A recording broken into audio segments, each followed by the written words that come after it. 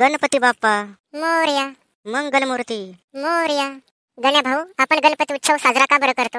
समाज एकत्र यावा म्हणून. मग इथे समाज कुठे बरं एकत्र आलाय ते दाखव बरं पाहू.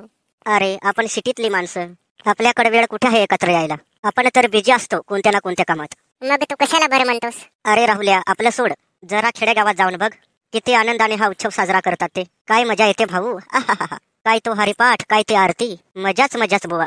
तू केव्हा गेला होतास रे खेडेगावात? आणि मला का बरं नाही सांगितलंस? मी आलो असतो की तुझ्या मागं. अरे मी गेल्या वर्षी गेलो होतो. मग काय काय मजा केली होतीस बरं, सांग पाहू.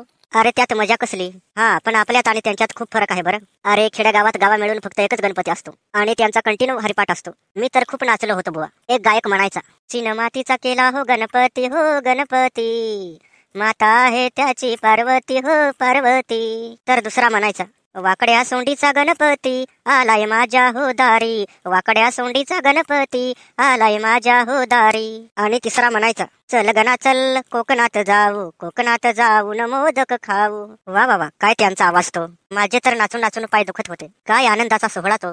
गण्या भाऊ, आणखी ऐकवणारे कोकणातली गाणी? अरे त्यासाठी तुला कवित्री मीनाक्षी पवार हा युट्यूब चॅनल बघावा लागेल. त्यात तुला सगळे गाणे भेटतील. हो असं म्हणतोस?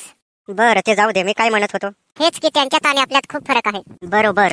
नाही तर आपण साऊंड सिस्टीमवर गाणी लावून देतो आणि बसतो एकमेकांच्या तोंडाकडे बघत. हरिपाठ तर सोड, साधे आपले आरतीही पाठ नसते. कसं होणार आपलं? गण्या भाऊ, तू उदास नको हो बरं. मी करतो की हरिपाठ आणि आरती, त्यात काय एवढं? अरे राहुल्या, म्हणणं सोपं आहे, पण त्याला मेमरी पाहिजे बुवा. नाहीतर मी पाठ केली नसते का आरती? गण्या भाऊ, असा धीर सोडायचा नसतो. केल्याने होत आहे, आधी केलेच पाहिजे.